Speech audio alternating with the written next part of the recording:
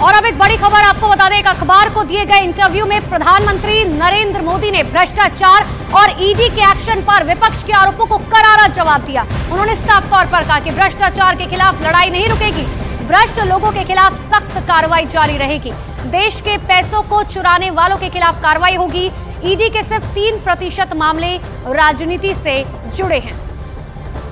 तो एक अखबार को दिए गए इंटरव्यू में पीएम मोदी ने कई बड़ी बातें कही, जिसमें उन्होंने भ्रष्टाचार के खिलाफ जो लड़ाई चल रही है वो नहीं रुकने का भी ऐलान किया। साथ ही उन्होंने ये भी कहा कि लोग लगातार ये कह रहे हैं कि देखिए ईडी जो है वो नेताओं पर कार्रवाई कर रही है, लेकिन लोगों के लिए समझना बहुत ज्यादा जरूरी है कि जितने भी केस किए जा रहे हैं उनमें मात्र 3% ऐसे लोग हैं या जो कहीं ना कहीं राजनीति से जुड़े हुए हैं। और भ्रष्टाचार और ईडी के एक्शन पर पीएम मोदी की तरफ से ये जवाब दिया गया। उन्होंने कहा कि भ्रष्टाचार के खिलाफ जो है वो लड़ाई नहीं रुकेगी।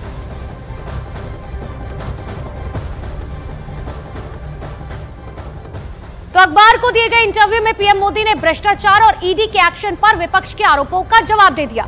भ्रष्टाचार पर बोलते हुए प्रधानमंत्री नरेंद्र मोदी ने क्या बड़ी बातें कही, सबसे पहले आपको वॉल ग्राफिक्स जरिए बताते हैं। देखिए, पीएम मोदी ने साफ तौर पर कहा, पिछले 10 सालों में प्राथमिकता हमारी भ्रष्टाचार को खत्म करना है, भ्रष्ट लोगों के खिलाफ सख्त कार्रवाई जारी रहेगी। भ्रष्टाचार किसी भी स्तर पर हो देश के लोगों को प्रभावित करता है, देश के पैसे को चुराने वालों के खिलाफ कार्रवाई होनी ही चाहिए, भ्रष्टाचार के खिलाफ लड़ाई नहीं रुकेगी। ये बड़ी बातें आपको बता रहे कि आखिर पीएम मोदी ने भ्रष्टाचार को लेकर जो है वो क्या कुछ बड़ी बातें कही। तो भ्रष्टाचार के अलावा ईडी के एक्शन पर क्या कुछ पीएम मोदी ने कहा, ये भी आपको जल्दी से बता देते हैं। देखिए, वॉल ग्राफिक्स जरिए सबसे बड़ी बातें उन्होंने कहा कि ईडी के सिर्फ 3% मामले जो है वो राजनीति से जुड़े हुए हैं। जिन राज्यों में बीजेपी सत्ता में है वहां भी कार्रवाई हो रही है। आरोप लगाने वालों को अपने खिलाफ जांच का डर है। 2014 से पहले ईडी ने 5,000 करोड़ रुपए की संपत्ति जब्त की थी, लेकिन पिछले 10 साल में ईडी ने करीबन 1 लाख करोड़ रुपए की संपत्ति जब्त की है। 2014 से पहले ईडी ने 34 लाख रुपए नकद जब्त किए थे। 2014 के बाद से ईडी ने 2200 करोड़ से ज्यादा की नकदी जब्त की है। तो ये बड़ी बातें आपको बता रहे हैं ईडी के एक्शन पर आखिर पीएम मोदी ने क्या कुछ बड़ी बातें कही।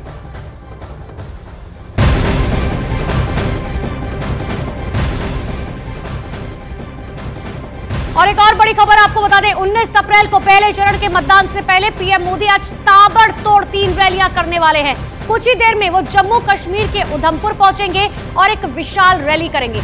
इसके बाद वो वहां से सीधा राजस्थान जाएंगे, जहां बाड़मेर में फिर से रैली करेंगे और दौसा में रोड शो करने के लिए सड़क पर उतरेंगे। 3 तस्वीरें आपको दिखा रहे हैं, 3 वो जगहें जहां पर पीएम मोदी आज रैली करने वाले हैं। देखिए, प्रधानमंत्री नरेंद्र मोदी पहले ही कह चुके हैं अब की बार 400 पार, और 400 पार किस तरीके से पूरा होगा वो पीएम मोदी की मेहनत, पीएम मोदी की लगन से साफ तौर पर देखा जा सकता है।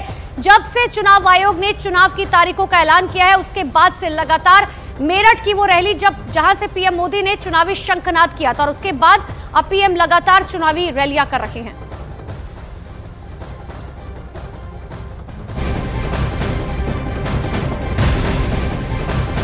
तो उधमपुर सीट बीजेपी के लिए कितनी अहम है, इस बात का अंदाजा इसी बात से लगाया जा सकता है कि बीते 10 साल में नरेंद्र मोदी आज तीसरी बार उधमपुर में रैली करने जा रहे हैं। वहां अगले हफ्ते 19 अप्रैल को ही वोटिंग है और उधमपुर सीट भी बीजेपी की ही है। ऐसे में पीएम मोदी बीजेपी की सीट बचाने के लिए चुनाव प्रचार करने वाले हैं और पीएम की इस रैली में बीजेपी 2 लाख लोगों की भीड़ जुटाने की कोशिश में है। इसी के मद्देनजर प्रशासन ने शाम 5 बजे तक उधमपुर को नो फ्लाई जोन घोषित कर दिया है। और प्रधानमंत्री श्री नरेंद्र मोदी की रैली कुछ ही समय के बाद शुरू होने वाली है। 11 बजे के करीब वो यहाँ पर पहुँचेंगे, लेकिन सुबह से ही लोगों का जो तांता है वो बंधा हुआ है। कुछ महिला प्रधान जो भाजपा के हमारे मौजूद उनसे बात करेंगे। 400 पार का नारा हर कोई लगा रहा है। बिल्कुल बिल्कुल, क्योंकि हम सब जानते हैं जिस हिसाब से आदरणीय प्रधानमंत्री जी ने अपने भारत के लिए काम किए हैं, आज तक किसी ने ऐसे काम नहीं किए और सभी में बहुत उत्सुकता है कि कब हमारी 19 से 26 तारीख है जब भारी से भारी बहुमत के साथ अपने जो प्रत्याशी को जितवा कर दिल्ली भेजें। तो ये बात आप 4 तारीख को खुद देख लोगे कि ये जो नारा है ये पूरा होने वाला है, सत्य होने वाला है। बिल्कुल 400 पार का नारा सत्य होने वाला है। ये देखिए किस तरीके से लोगों में जोश है। यहाँ पर मैं चाहूंगी बात करना, 400 पार का नारा लगाया जा रहा है। अब की बार 400 पार, अब की बार 400 पार, अब की बार 400 पार, अब की बार 400 पार। बार सरकार, बार-बार मोदी सरकार, बार-बार मोदी सरकार। मोदी के प्रति इतना प्यार की उनकी टी शर्ट तक यहाँ पर पहन कर आए। और आपको बता दें कि ये लोग खास भद्रवाह से आए हैं और ये भद्रवाह से यहाँ पर पहुँचे और हर इलाके, हर डिस्ट्रिक्ट से लोग जो है वो प्रधानमंत्री श्री नरेंद्र मोदी की रैली को यहाँ पर देखने के लिए आए हैं। उनको ज़्यादा तादाद में अभी तक लोग जो है वो पहुँच गए हैं और भी लोग पहुँच रहे हैं क्योंकि अभी समय काफ़ी है, लेकिन लोगों का तांता जो है वो यहाँ पर लगा हुआ है। वीडियो जर्नलिस्ट राजीव के साथ कोमल सिंह, न्यूज़ 18 उधमपुर। तो पीएम मोदी आज उधमपुर पहुंचने वाले हैं, लेकिन जम्मू कश्मीर की उधमपुर सीट एक अहम और दिलचस्प लोकसभा सीट है। कैसे, सबसे पहले आपको यह बताते हैं वॉल ग्राफिक्स जरिए। देखिए, जहां हमेशा से ही मुकाबला भारतीय जनता पार्टी और कांग्रेस के बीच रहा है, नेशनल कॉन्फ्रेंस और पीडीपी जैसे क्षेत्रीय दल एक बार भी उधमपुर लोकसभा सीट अपने नाम नहीं कर पाए हैं, जबकि उधमपुर की 30 से 35% आबादी मुस्लिम है।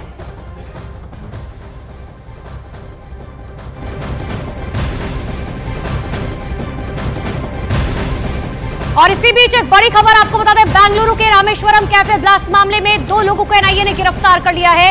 आरोपी अब्दुल मथिन ताहा और मुसाविर हुसैन शाजेब को कोलकाता से एनआईए ने गिरफ्तार किया। आपको याद होगा कि आखिर किस तरीके से बेंगलुरु के रामेश्वरम में जो है ये कैफे में एक ब्लास्ट हुआ था, रामेश्वरम कैफे में जो है ब्लास्ट हुआ था, जिसके बाद ये तस्वीर सामने आई थी, जिसमें अब 2 लोगों को जो है गिरफ्तार किया गया। और ज्यादा जानकारी के लिए मेरे सहयोगी अमित पांडे मेरे साथ फोन लाइन पर जुड़ चुके हैं। अमित, क्या जानकारी? अब्दुल मतीन ताहा और मुसाविर हुसैन, उन लोगों को कोलकाता के पास से गिरफ्तार किया गया है और एनआईए के मुताबिक मुसाविर हुसैन शाजेब आरोपी है जिसने कैफे में आईडी रखा था और अब्दुल मतीन ताहा विस्फोट की योजना बनाने, उसे अंजाम देने के बाद जो पूरा मास्टरमाइंड था, साजिश करता था, वो उसमें इन्वॉल्व था। तो इन दोनों की गिरफ्तारी की गई है। एनआईए ने इनके ऊपर 10 लाख का इनाम भी घोषित कर रखा था और पश्चिम बंगाल से इनकी गिरफ्तारी हुई है। और बहुत बड़ी चीज यह कि अब इस गिरफ्तारी के बाद राजनीतिक बयानबाजी भी तेज हो गई है। बीजेपी के अमित मालवीय ने अभी ट्वीट कर इस गिरफ्तारी पर पश्चिम बंगाल से जो हुई है, पश्चिम बंगाल सरकार पर सवाल उठाया है। बिल्कुल, और अब ये देखने वाली बात होगी कि आखिर इस पर जो है ममता बनर्जी की तरफ से क्या जवाब दिया जाता है। बहुत बहुत शुक्रिया अमित तमाम जानकारी के लिए। लेकिन सबसे बड़ी खबर इस वक्त की आपको बता रहे हैं, बेंगलुरु के रामेश्वरम कैफे में जिस तरीके से ब्लास्ट हुआ था, अब उस मामले में एनआईए ने 2 लोगों को गिरफ्तार किया और वो भी कलकत्ता से।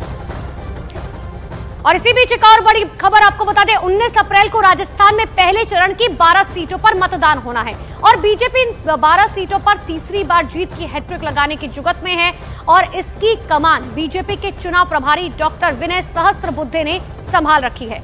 देखिए, 2019 के लोकसभा चुनाव में